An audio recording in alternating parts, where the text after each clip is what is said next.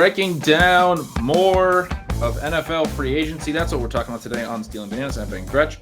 You can find my newsletter at bengretch.substack.com. With me, as always, is Shawn Siegele. You can find all of his fantastic work at RotoViz. Shawn, in our last episode, in a true testament to the fact that any reaction right now to free agency is probably premature.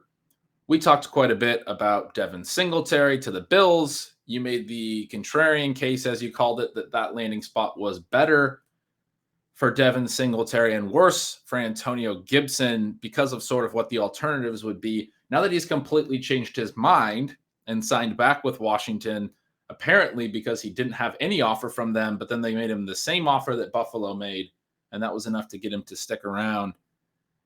I get it from a lifestyle perspective. He's been living there, but I don't know how you pick Washington over Buffalo from a football perspective at the same dollar value. But now that he has flipped his decision, let's start there. Is it better for Antonio Gibson and worse for Devin Singletary? Well, the first thing is that we're obviously talking about this because the Deshaun Watson saga has created an environment in which no free agent signings are occurring. And so we have plenty of time to talk about this sort of absurd situation here, or not absurd. It's a great situation for McKissic. It's a little bit odd because it's one of those where your friend, your family, what have you, is like, oh, we weren't interested in you, but now we see that you've undervalued yourself. Sure. Come on back. We didn't realize you were worth that little. And so it's great to see. We just kind of joking aside, it's great to see because this human element and wanting to be with your teammates, wanting to play for the Washington Commanders, this is obviously a choice based on, wanting to be with your guys. And you'd love to see this, right? A player who wants to play with his friends, wants to win with the organization that gave him the chance, is not just looking to kind of hop on the Josh Allen bandwagon like we see with these players who want to go play with Tom Brady in Tampa. Now, that's not necessarily a bad thing either. It's certainly fine for professionals and for free agents to go and get a chance to win. But I think it's cool here to see McKissic go back. I don't know that for him, it's a necessarily worse situation. I think that he has the potential to get more volume in Washington. Obviously, you're not going to win nearly as many games because Washington is going to be a bad team. It was kind of our thesis the other day. They're still going to have Carson Wentz. He's going to take some of these touches from Antonio Gibson. I don't know that it hurts Gibson that much. We had some reports come out saying that even before McKissic departed, that part of the plan in Washington was to get Antonio Gibson more involved as a receiver. One of the things that we saw in his rookie season is he had this flukily high green zone touchdown rate, and that really made him look like a dynamic rusher. I'm not saying that he's not. I mean, you're talking about a guy with 225 pounds, elite speed. He can break some plays into the open, but some of the sort of intangibles or the intuitive elements of being a running back that we'd like to see go and be a Dalvin Cook or be an Alvin Kamara probably aren't there. And I think that includes the receiving side. Now, in his second year, it flips, and he's more efficient as a receiver than as a rusher.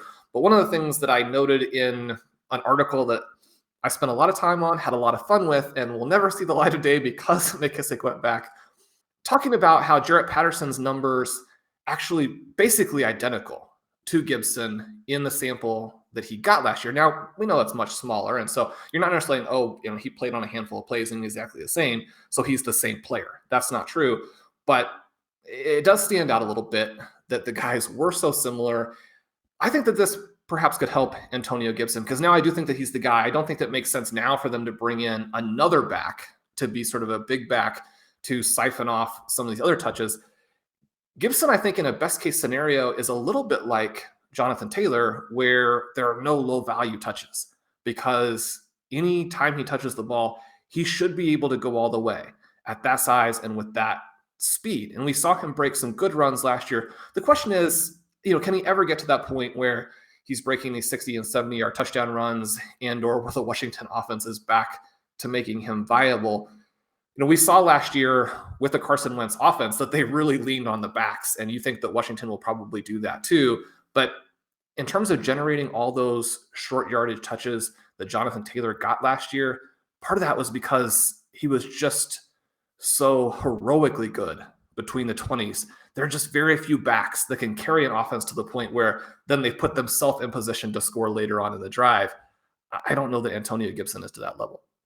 I agree with that a ton, and it actually brings to mind another free agent back we were talking about on ship chasing last night. James Conner has risen now in drafts to where he's not quite to Antonio Gibson's level, but as we were talking about Conner, we got a question about ranking Gibson, Dobbins, who you've mentioned on the show, you're excited about especially from a talent perspective. Akers, Aaron Jones, who we were talking about over on ship chasing a decent amount, and I still think has plenty of upside. I mean, I love AJ Dillon, but he still has the receiving role. Rodgers is back and the explosiveness and efficiency that we look for. So Aaron Jones, I'm actually kind of excited, has been going in like the 4th round.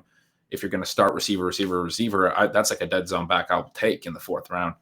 And then Gibson. So it was Conner, Akers, Dobbins, Jones, Gibson. And I think by ADP, Gibson goes the highest. And then like Akers, Dobbins, Jones are sort of in the range, in similar range. And Conner's moving up. And so it's kind of a question I think about, like maybe Gibson will fall a little bit now that McKissick's back and Conner's moving up to approach that range. As I thought through that, personally, I thought that Akers was maybe the one I'm most worried about coming off, in Achilles, where we did see him play a little in the playoffs and maybe didn't have the same burst. I like the team situation. Certainly there's been a lot of running back value in the Rams offense for a number of years under Sean McVay now across a number of different backs. But I feel like there's a little risk there that if he doesn't necessarily regain his explosiveness, they at least have other competent backs that like he could potentially lose some of that work. It's one potential way 2022 could play out. I'm kind of with you on Dobbins, and I was a little bit more concerned about Gibson. And so as I was thinking through this, I felt like maybe Jones was the one that I felt like was the one that I would prefer. But I mean, Conner has a really interesting profile too, and another free agent riser that is worth considering. Do you have like an immediate thought on how you might jump? I thought that was a really interesting group of backs because it's all guys that I think I am somewhat interested in, but I can also see cases against as well. And this is a tricky one because there are so many different elements at play, one of which is the talent part that we talk about a lot. And so I think you have to give Jones a lot of credit, as you're doing. I think you have to give Gibson this really wide range of outcomes because I think there's the potential that he continues to take a leap. And we could start talking about him as having so much talent that we have to overlook some of the other problems structurally with their offense and with potentially losing some of those important touches to J.D. McKissick. And yeah, I don't really know that he's there yet, despite that size, speed, package, and despite some of the highlight plays that we see. I don't think that he's the guy every play where you really can put him in that group. Dobbins, we haven't seen really that much at the NFL level either, but what we saw in college and what we saw in those flashes is someone who could be one of the most exciting small backs in the NFL for 5 or 6 years if he could stay healthy, right? And then you put him in this offense with the Ravens where, it cuts both ways. He's not going to catch a ton of passes, but in all likelihood, he's going to have wide open space to run through. And so when you're talking about a guy who has the potential, again, to create these highlight runs, to score from 60, 70 yards out, a couple of times a season, have these long runs, and then also end up with a lot of 15-yard touchdown runs. I mean, that's one of the things that's helped Aaron Jones is this ability to get down in there and then score from distance. And then also I think the Ravens will use Dobbins in close and have just a bunch of touchdowns. And so you have this 20 touchdown upside. I think that part really helps him. I think he's a less expensive version of Derrick Henry, even though their sizes are so different. So people don't tend to think about him that way. The interesting thing here is that Conner, despite not having the speed, and that's in so many ways the crucial element of the running back's profile, because you do need to be able to run to daylight. One of the things with Derrick Henry is it's the big plays that make him a star, right? I mean, you can look at him as a big back and somebody who has a lot of touches, but he needs to break these big plays. And one of the things last year, he didn't have as many of those. And it was really just this epic workload. And that epic workload is just so rare. And even for someone like Henry, probably not the reason that he got injured last year, but not necessarily what you're looking for. I mean, you need to be able to have those big plays and create the rushing value on a little bit more realistic workload. But with Conner, I think the talent element is different, where it's not speed-based, but he has that intuitive ability as a runner in the short yardage. I just think that the Cardinals are going to score a ton of points. And then, I mean, he's such a good receiver. And most receivers need to have that quickness, need to have the agility. We don't see that from him. But again, he's an intuitive receiver. He's got great hands, which always helps, right? Your quarterback isn't as reluctant to throw it to you. I mean, Leonard Fournette is not a good receiving back, but just the fact that Tom Brady felt like he was going to catch the ball meant that he got a ton of targets. I mean, Connor is going to as well. The Cardinals, for all their weaknesses, they have managed to create some space at the second level. Once Connor gets into there, when you're running through that, you can run fast or slow. If there are no defenders around you, you're going to do all right. And so those are the guys that I really like. I mean, Jones has this tricky element where A.J. Dillon is just so good. And so that's one of the things we talked about a little bit on the previous show on why I said it was contrarian. I think that if you are Gibson or Singletary, you actually want a guy, even if it's a receiving back, who is good but isn't going to threaten you. I mean, A.J. Dillon is so good that it's going to push for, the 60-40 kind of split. One of the other things I put in that article was just looking at how the receiving numbers for Gibson were a lot better when McKissick was out, and the receiving numbers for Singletary were a lot better when Zach Moss was out. And so that leads you to believe, okay, this receiving back really does matter, and he does. But at the same time, these teams are going to put somebody in there. So really, it's more relevant what happens in season if the number 2 gets hurt. I mean, there's just going to be a number 2. So I don't think that element preseason is as important as people think. What matters is, do you get lucky and have your backup get knocked out for a stretch in season, whoever that backup is, and then do you take advantage and score a lot of points? Yeah, and so that's part of, I think, what I like about Jones. I mean, Dillon has been a workhorse since college. We've talked about how that is a skill. I mean, just to me, doesn't really, this young into his career profile as a guy who's, particularly likely to get hurt. Not that that's really easy to predict in any kind of way, but Jones, when Dillon is in, I think still has that 3 touchdown game upside, right? He might have more floor on a weekly basis. I'm not really that concerned about floor with running backs. I'm usually just sort of targeting the upside. The way that Jones can score his 3 touchdowns, he had that one game last year where he had 3 receiving TDs. There were all these sprint out plays. He's caught, on the little wheel routes and the little corner routes that they have him run out, and he gets lost. As the defense is paying so much attention to Devontae Adams, he'll catch a pass 20 yards downfield and actually get those running back air yards we love. He's caught TDs that way. Even if Dillon gets a lot of the goal line touches, Aaron Jones is still going to have touchdown potential because of the player he is and because of the chunk plays. You said he can score from 15 yards out on the ground as well.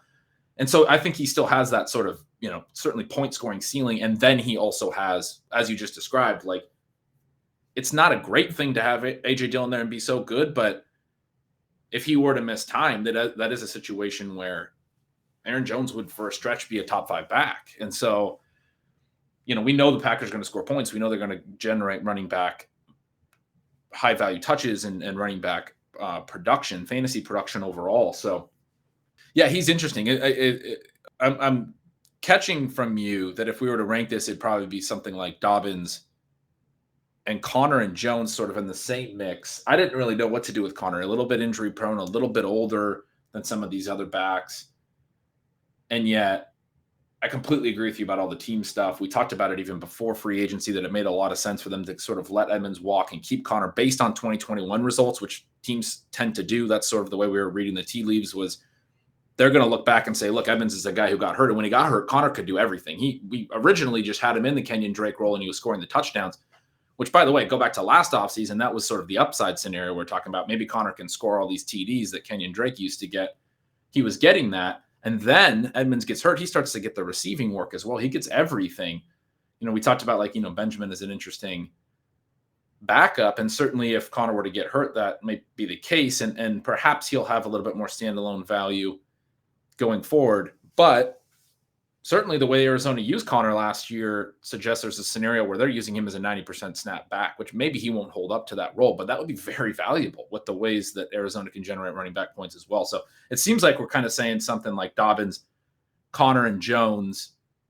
And then you didn't really mention you were a little bit down on Gibson. Gibson's going higher than any of these guys. I kind of felt wrong to have him lower. I was definitely on him last year, but I feel the same way. I don't know that we know that he has that type of explosiveness and efficiency And so I don't know that he's the guy that I would target ahead of any of those other three.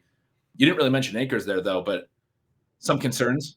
Yeah, one of the things that can be nice in these situations, at least from a drafting perspective, maybe if you're doing rankings and you need to have this answer for listeners and readers who really do want those guys, but want to know, kind of which one they should pick. But I mean, Gibson and Akers are just going to be too expensive to draft. And so I don't think that you have to figure out exactly how you want to play them, because the answer is basically you're going to never play them. But Akers, there's a real concern there with, does he get the explosiveness back? Was he actually that explosive to start with? Because again, we're kind of in this situation where the Rams offense likely made him look pretty decent. He came in as this amazing recruit to college and then was very good, but not a superstar in college. And so I don't know that we're necessarily seeing Akers as a superstar. Some of the things with him being young and being in this team that we expect to score a lot of points, I think has boosted his price. And those things do matter, and those things should boost your price. I think it boosted his price to a spot where now he's under a lot of pressure to be perfect, to be healthy, to be kind of the best version of himself when we look at, what are the different possible outcomes. I think that's going to be tough to do. I still do think there's some pressure behind him in terms of there being decent players, who are going to siphon some snaps. Yeah, I love the way you broke that down, because the hard thing I've been having in my mind, I guess, and probably some of the listeners are as well, is Dobbins is coming back from a similar serious injury as well. Although his was knee, right? It was Edwards who had the Achilles for the Ravens, if I'm not mistaken. Dobbins had the ACL. Yeah, you're nodding. For the people listening, Sean's nodding to help me remember. Akers, obviously Achilles, and I think is a little bit more concerning. But the way that you just put that, the way that I just heard that, or at least made me, and potentially for listeners that were having the same thought about Akers, Dobbins both coming back from major injuries, was awesome, because you're right. Dobbins was the better prospect. We liked him more from a talent perspective. There was a lot of people who loved Akers, and Akers went very high in the draft. And there was a lot of talk about how he didn't get very good blocking at Florida State, and he was good despite the blocking metrics.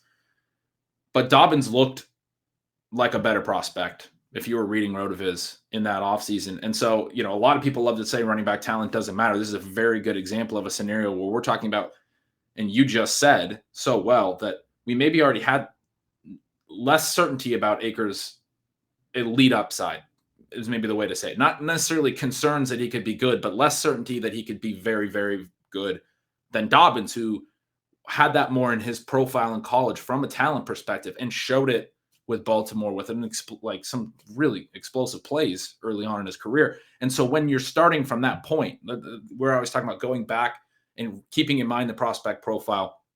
When you're starting from that point and you're Akers and you now have to come back from an injury, it's a different probabilistic equation now. There's a more concern about whether or not he can get all the way back, and what would he even be getting back to? We don't know. And so it's those types of kind of fine grains sometimes that are leading to different opinions on somewhat similar players. I'm sure you often get these questions that are like, well, you're saying you like Dobbins, but not Akers. They seem like the exact same thing to me. Why are they different? And sometimes it's really hard to sort of parse the difference, but I think you did it really, really well there, where it's like, well, we already had Dobbins a nudge higher prior in terms of what his skill level was and what that could mean. Then you can also add in the Achilles and knee stuff, where guys tend to, we don't know for sure.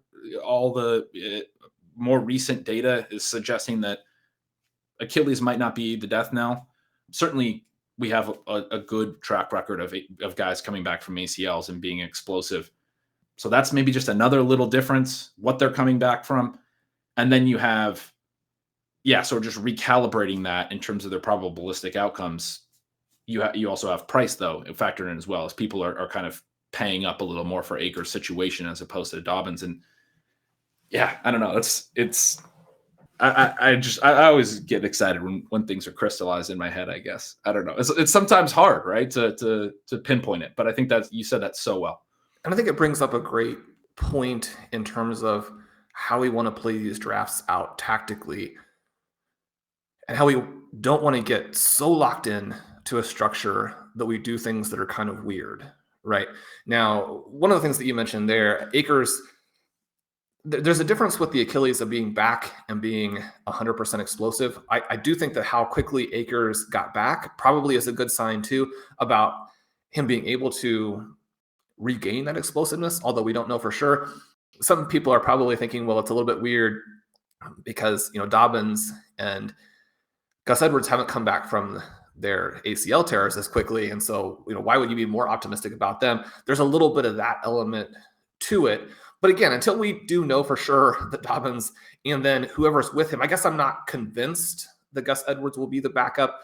You and I have been kind of arguing for Ronald Jones as a good fit there. But however that kind of plays out, there is uncertainty. So it does have to come into play. But one of the things, and Michael Dubner has been doing some really cool things with the best ball tools and how we want to play that out. Not surprisingly, a lot of it goes back to this idea of avoiding running backs in the dead zone. The results there are just so striking. And Ben obviously is the person who illuminated that for the readers and the community. I mean, you're not surprised by that.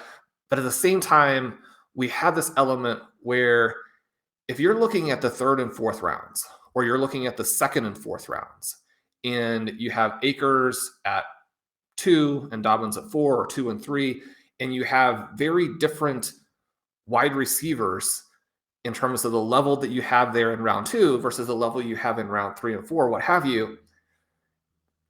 Even though the data is so clear that you want to avoid the running back dead zone, it will be absolutely absurd to draft in such a way in which you take a lower rated wide receiver on your own board and a lower rated running back on your own board, because that's what you'd be doing. Yeah. Just in order to avoid the dead zone. So, I don't think listeners are necessarily going to do that, but we do want to make sure we think through and understand that, look, you want to get the highest rated players in terms of your own rankings. Yeah. And real quick, you mentioned Edwards also had the ACL. The Ravens running back who had the Achilles was Justice Hill, who probably doesn't matter to anyone as much as he mattered to me. But that's the guy that I was a part of the Ravens equation in my head, but maybe not for most other people, and yours too, I think, Shawn. But maybe not, because I kind of stole my love for him from you. But maybe not for most. They're like, who are you talking about on the Ravens who had an Achilles? Like, I don't remember a single player on that team that did. The way you said that is great. And we've talked about the dead zone and actually targeting backs there now as ADP is shifting. And one of the really interesting things, I'm going to call back to our ship chasing last night again. Pete mentioned Pete Overzet, who we had obviously on our show just recently, mentioned how the fourth round is just this round we love to target receivers on. But like, as I was thinking about that, and a comment I made on that show last night was, especially with guys like Aaron Jones going in the fourth round now.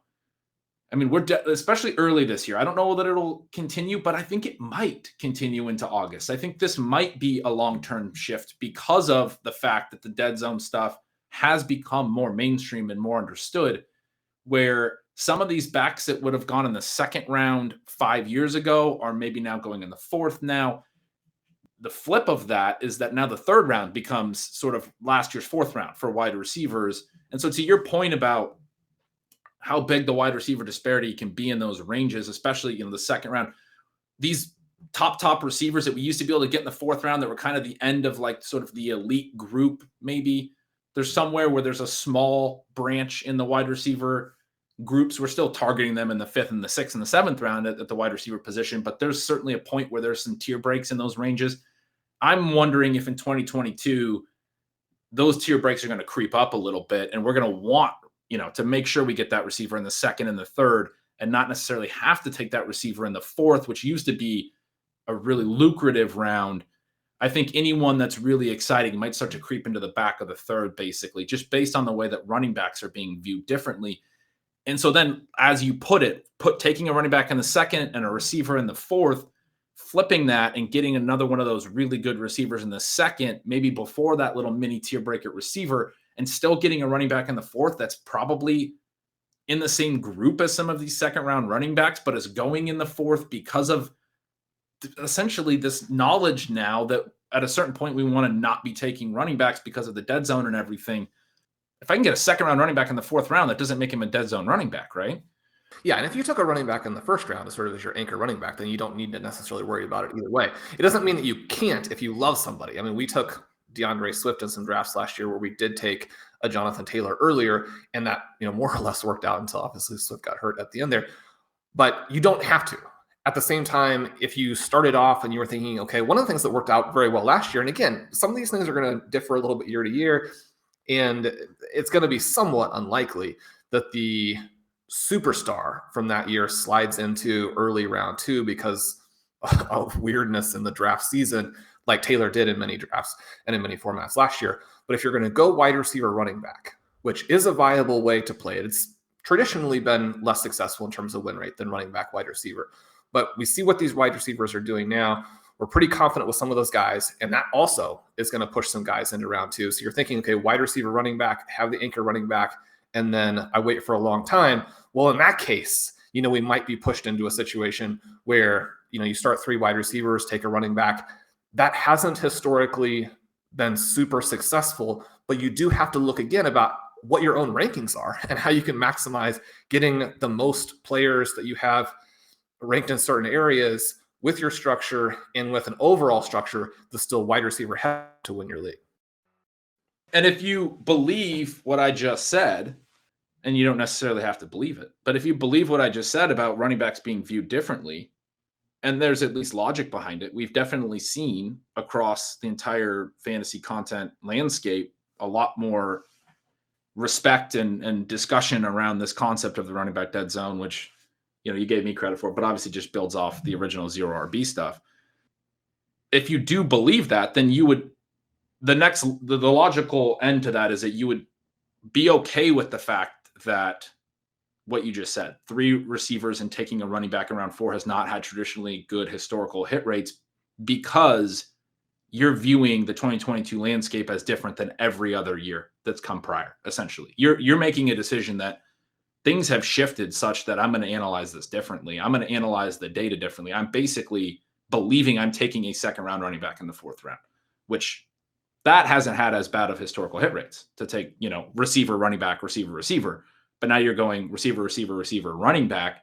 If you're taking the same type of running back, obviously that's not a guarantee, but you got, and this may all be moot because probably now that we're sitting here talking about it and I'm thinking about it, J.K. Dobbins and Aaron Jones and those guys will probably be going by the early third by August because running backs always get pushed up. But yeah, I mean, we were taking Swift last year in that range. And like you said, we did do some receiver, running back drafts where Swift was our draft, our one running back. So the historical data, I mean, that's because we both had Swift in the top 10. You talked me into that one again. I'm just going to keep being clear about that. But when we did our 2022 look ahead rankings, I remember you having Swift in the top 3 was like your big surprise.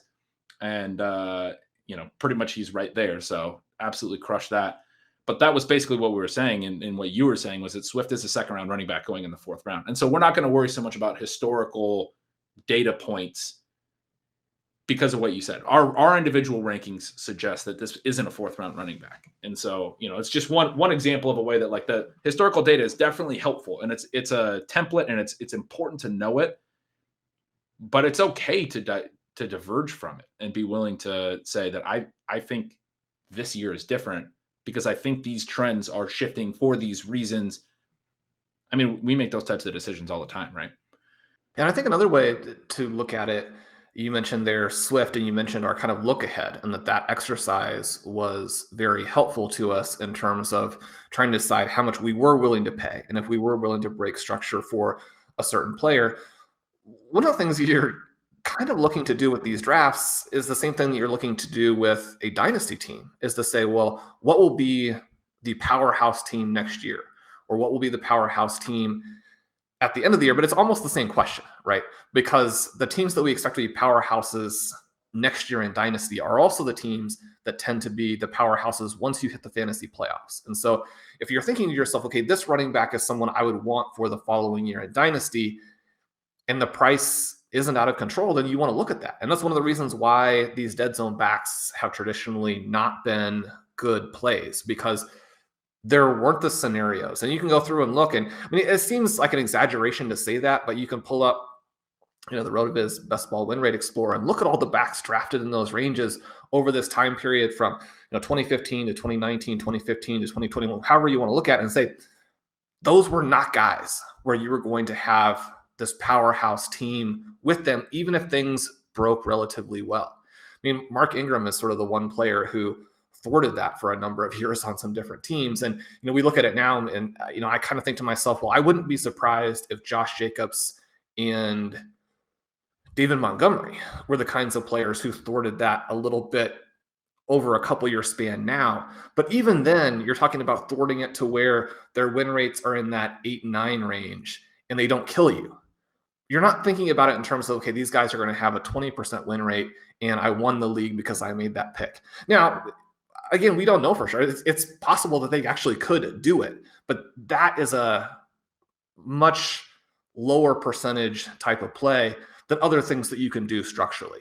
And you don't want to be, and the whole reason the structure works is because you are putting everything in your favor in terms of how these scenarios will break. And maximizing the potential to hit on those 20% players. I mean, like, as you say that, I can't help but think about what we always talk about, the, sort of small miss, big hit idea.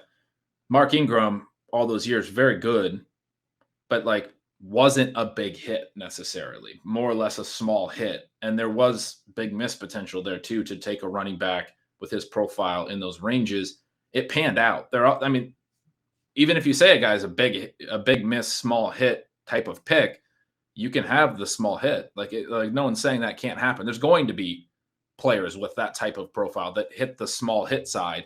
And then we sit here and we talk about him years later and we're like, Mark Ingram kind of thwarted that. But to your point, over a larger stretch, when we're looking at these different players and trying to analyze them and things, and maybe not knowing what we know, knowing how good Mark Ingram was in those situations, but I would suggest just sort of that was probably close to his top outcome and stuff. And so sort of knowing that was his top outcome, broadly, like these were his ranges of outcomes, I would still probably in those scenarios want to be taking a receiver who I think had 20% win rate potential, had this big hit potential, which typically that's sort of the reason for these dead zone win rate issues with running backs is a lot of those running backs don't have the ceilings and the alternatives you can take in those ranges do. We just saw Cooper Kupp be the superstar out of this range, right? We've seen that so many times with different receivers. We've seen tight ends in that range. We've seen, I guess early quarterbacks be really, really good. Maybe that's not as frequent, but it's certainly a multi-layered discussion where, sometimes you can get a good running back of that type, but and kind of like you're mentioning, it's still probably a bad pick, but you go through and trying to think of a powerhouse team. You'd rather have a Josh Allen or a Patrick Mahomes than a running back who's not going to really do anything for you and can be replaced as the season goes along by whichever running back is the flavor of the week on the waiver wire. Yeah, you're looking for ceiling in every pick almost, right? And I mean, at least every pick early. I mean, I know I am. In that range, it's just like I'm getting one less shot to find that difference-making player. You can still thread that needle if your other shots at a difference-making player all hit, and some people do. Great, you picked all the right players, but we're trying to maximize our chance for 20% type players, so don't take the ones that don't have that chance. And since you're going to get hit by injuries, I mean, you need as many chances as you can to have that elite team there at the end. I mean, you do tend to see it's the healthier teams that show up on the final leaderboards, but even with that, I mean, you have to have those upside plays in order to be in that group. Then we talked about McKissick perhaps being okay for Singletary because it didn't, take half of his workload again. Maybe the most straightforward signing in all of free agency was going to be Raheem Mostert going to the Dolphins. So he lands there on top of Chase Edmonds. Is there an element where that could be good for Edmonds in the same way where, Mostert is not a star. He's someone who has been very good in the system. He's posted these crazy on-field speed numbers. And yet, we wouldn't expect him to be a workhorse. He's probably one of the most likely guys to get injured and actually open up a big workload for Chase Edmonds. At the same time, he could take a pretty decent chunk if both of them stay healthy for the first 5 or 6 weeks. So you maybe get off to a pretty slow start with Edmonds if he's one of your starting running backs. Yeah, that's a really interesting one. We were talking about that last night as well, and sort of like where they might land in ADP and trying to think through it.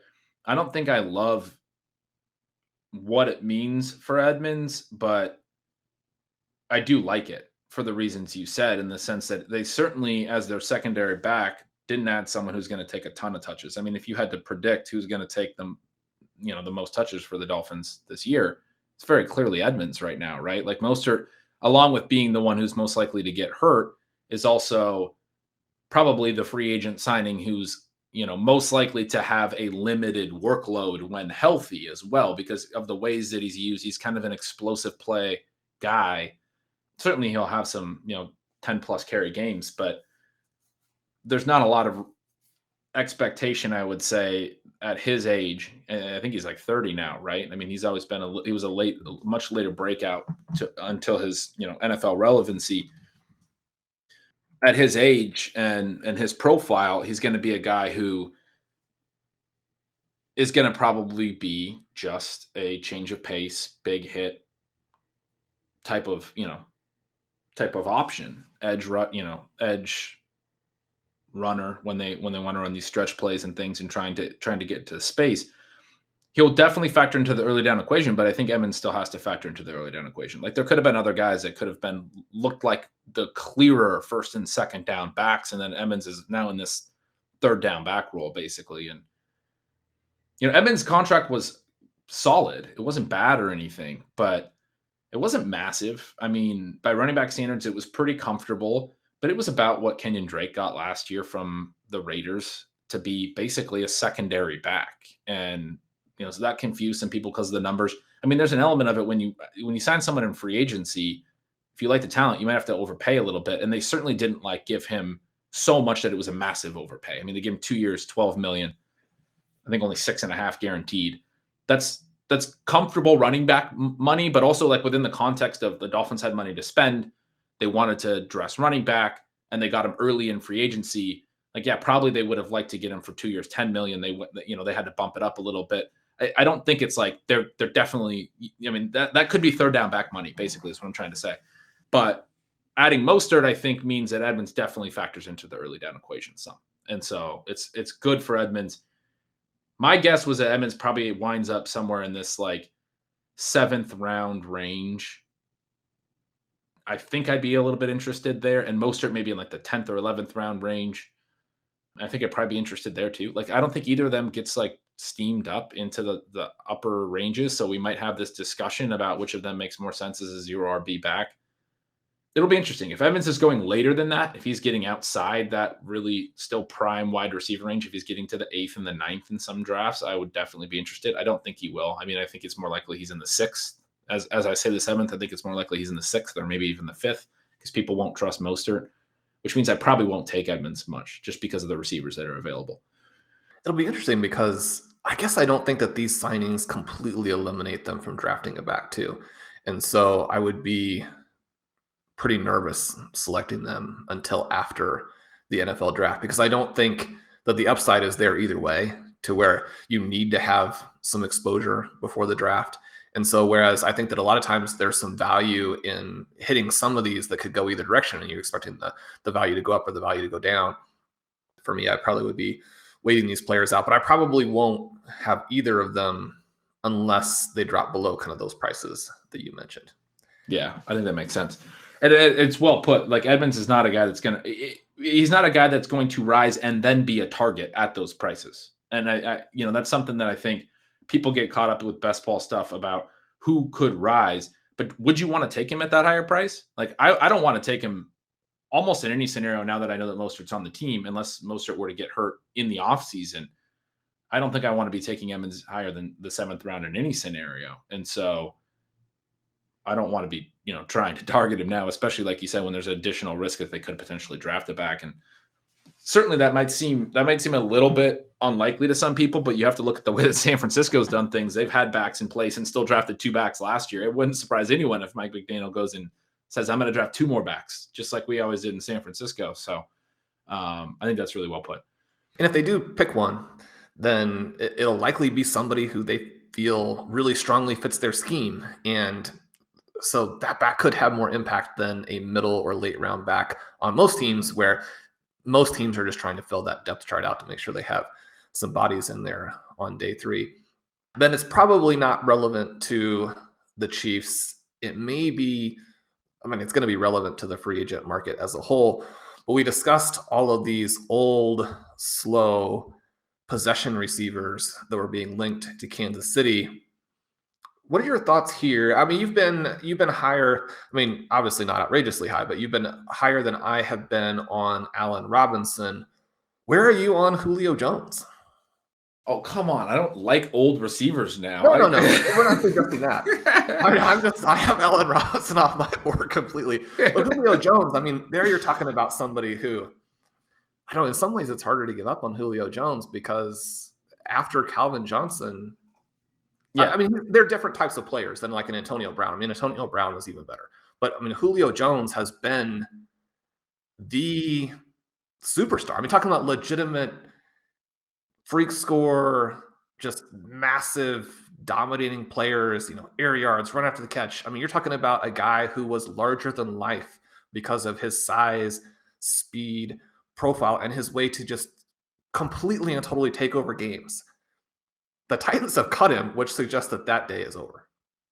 Yeah, but the case for Julio Jones, and if you want, I always break things down: targets per out run and yards per target, sort of the ability to earn the target once you're in a route, and then what do you do after that target is earned?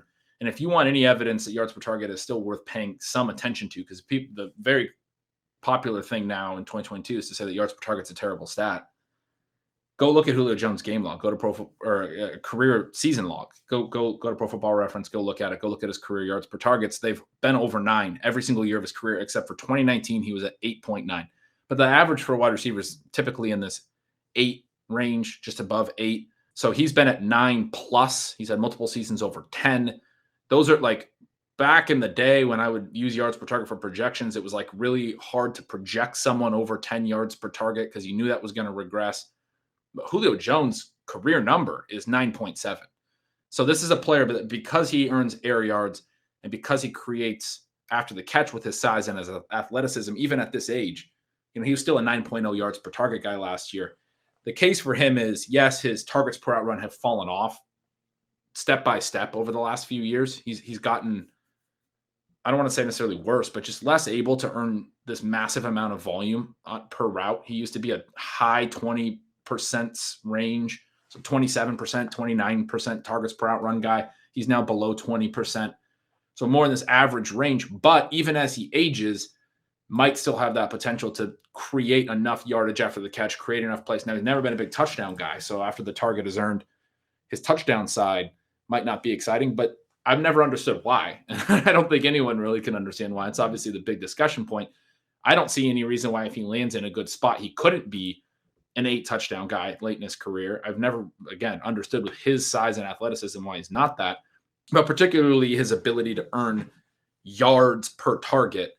If he's in a role where he's running enough routes, is in a good enough offense where that efficiency doesn't crater, he's still going to be relevant, even if he's not earning a ton of targets and he's more of a number 2 into his twilight years, just because of the type of player he is. He's going to get downfield looks. He's going to be able to create some additional yards after the catch, even as he ages, just because he's big. He's not easy to bring down. We see that with the bigger receivers. And so I can see the case. At the same time, I'm not going to be chasing. It would have to be a really big discount at age 33 and things. The reason I see Allen Robinson is different, and I've made this case before, obviously, but he's still 29, and he just had a season where it should have been in the middle of his prime, where his targets per out run was way below any other year in his career, and I just have told myself this narrative that maybe he was just literally like kind of quitting on the Bears on the franchise tag, didn't want anything to do with it. I think if Allen Robinson buzz starts to, that was related to the fact that he was going in the 8th round in the early part of the offseason. Now, I expected him to sign a decent deal and be somewhere. I think there's been enough talk about him, and especially if he were to sign the type of deal that I'm thinking of, that I want to see for him from a fantasy value perspective, or you'd want to see a team commit to him. a good number of years and money in those things, but that's what people are talking about, at least in the speculation I've seen, that Robinson could get a lot of money, especially when they saw the Christian Kirk contracts and those things. I mean, I saw people saying, "Oh, Allen Robinson's going to get 40 million." I mean, I think those people are not really crediting enough how bad Robinson was last year. So it really is sort of all related to like what your actual perception of Robinson is. But when I immediately saw earlier this offseason he's going 8th, 9th round, I was like, okay, the market's perception is pretty down. And there's this potential that he does land in a pretty solid situation with solid money investment in him.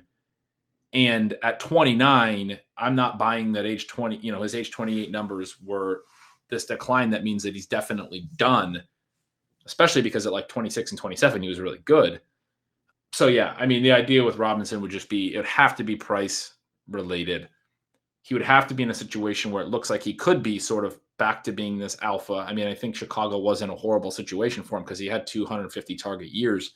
The ability to potentially dominate the targets would be the appeal.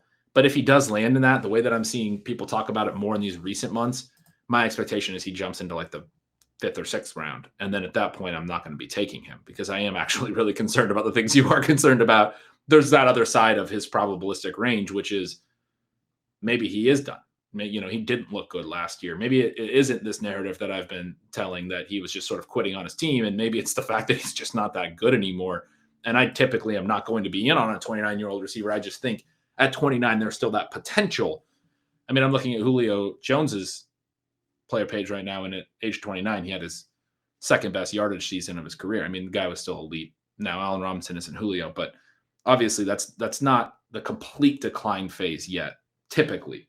So Robinson's very, very contingent. My interest in him is very, very contingent on the market's perception of him. Yeah, and I would mention here that Blair Andrews, whom we mention quite frequently, one of his wrong reads on bounce back wide receivers and kind of how that works.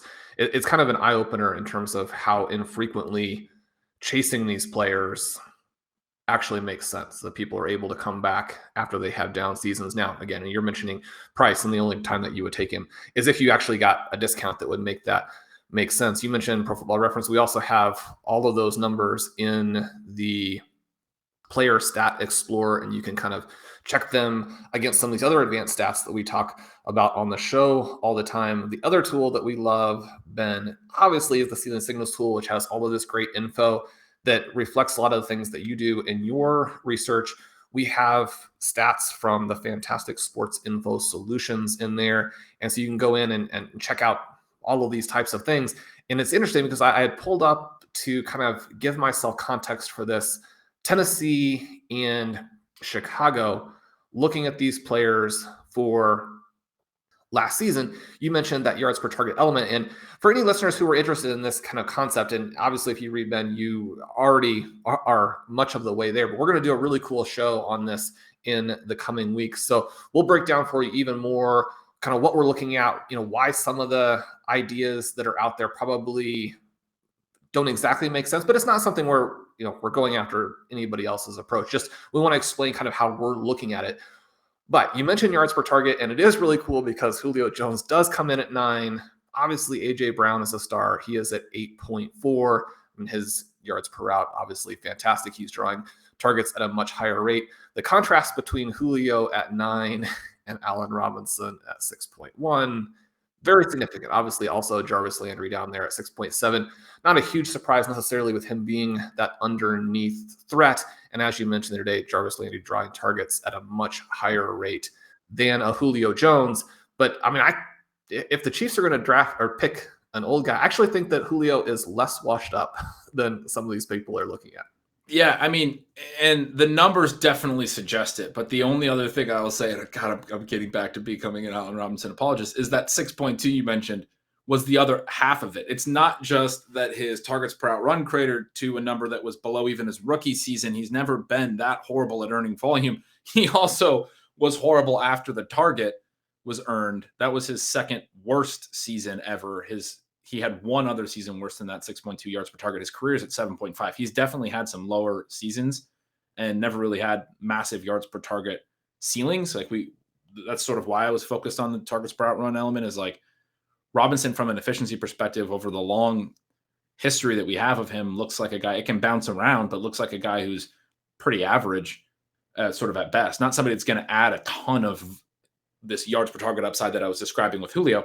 So we'd want him to be able to earn a bunch of volume, really, is like, that's what makes him viable. That type of profile probably doesn't have first round wide receiver ceiling necessarily, unless he scores a ton of TDs like he did way back in his second season. He had 14 TDs, but it probably has third or fourth round wide receiver ceiling if he's earning 150 targets. But to your point, we may be way beyond that. But I do think it's interesting that also his yards per target last year was really bad. This is like another reason why I think that he just sort of wasn't trying, because it doesn't make any sense at age 28 to be that bad all of a sudden at earning targets, which is the more stable number.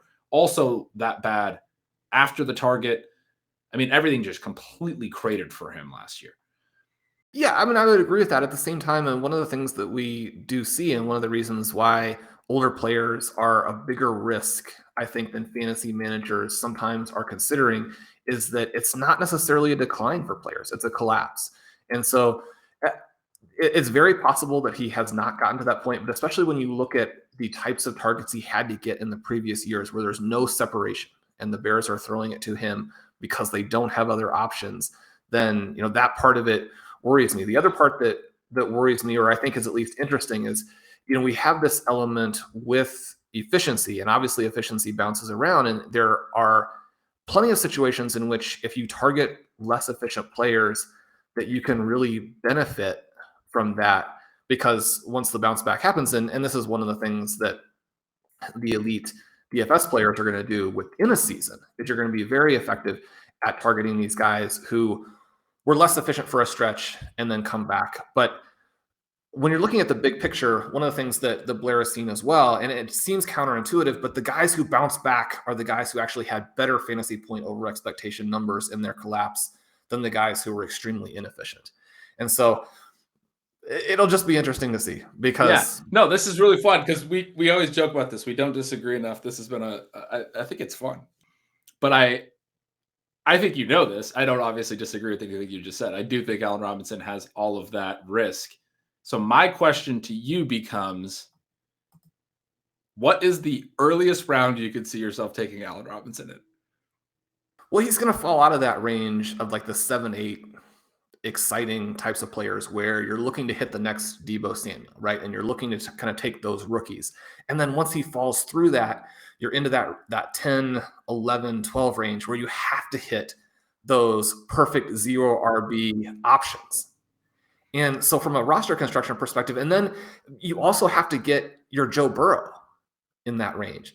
So I think that structurally, probably the earliest you could go after him would be in the round 13 type of range. And for the exact reasons that you mentioned, he's not going to be in round 13, right? He's going to sign a contract from a team that thinks that he could be the guy. He's going to find his version of the Titans, who just, traded for Julio Jones. And they're like, nope, he was not cut it. And so we don't know that he's going to fail to that extent. And again, it's a little bit of an exaggeration to say that Julio failed. The main problem he's had is he can't stay healthy. But yeah, it's similar to the Akers question, where I don't have to really figure it out, because obviously it's just going to be a pretty big disconnect between where I would take him and where he ends up going. Even you saying round 13, I know you well enough to know that what that actually would mean in practice is about round 16. So at least we've gotten a solid answer from you that Allen Robinson would have to be somehow forgotten about or not showing up in the queue for long enough, and then reappear when you're on the clock in the 16th round. And now we know that Allen Robinson is going to be the 2022 Cooper Kupp. So yeah, I don't know if I see that type of upside, but yes, that was a fun conclusion to our sort of pointless Allen Robinson discussion, because the reality is I'm probably not going to take him either. He's going to end up going in like the 6th round. What else do we got? Anything else that we should close with? Well, then we have college basketball going on, March Madness. I think that is probably what the listeners are most excited in. We have the Jets signing multiple tight ends. We have the Cardinals signing multiple tight ends. Instead of asking you about that, I want to know who you are selecting as your Final Four and your national champion.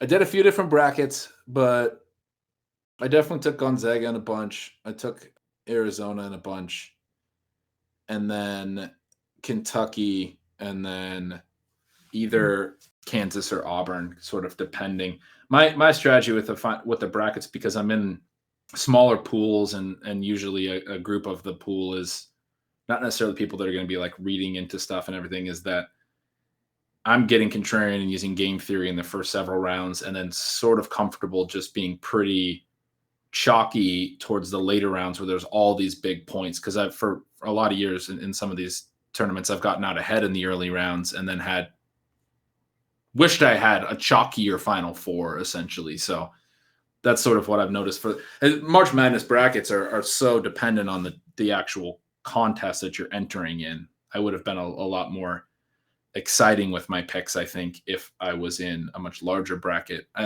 Some of the teams that are like my sleeper teams that I had going kind of far, like UCLA, I have in the Elite Eight and a couple.